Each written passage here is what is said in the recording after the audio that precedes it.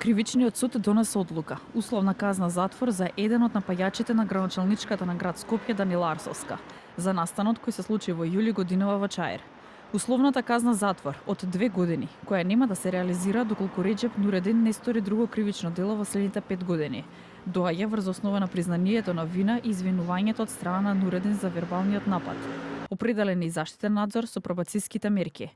Градоначалничката Данила Арсовска видно вознемирена го напушти кривичниот суд во Скопје, не даде изјава за медиумите. Одбраната пак на Реџеп Нуредин, адвокатот Насер Рауфи, посочи дека со признанието на вина обвинетиот придонел за ефикасност на постапката, но е потенцира и доблеста на градоначалничката Арсовска. Реџеп Нуредин, кој денеска на главната расправа покаже едно искрено кајање за стореното, за неговото грубо однесување спрема оштетената.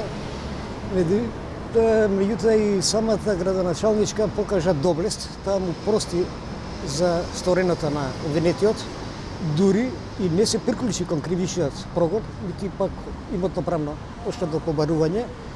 Имаше навистина таква доблест што помогна и за изречената алтернативна казна во случајот.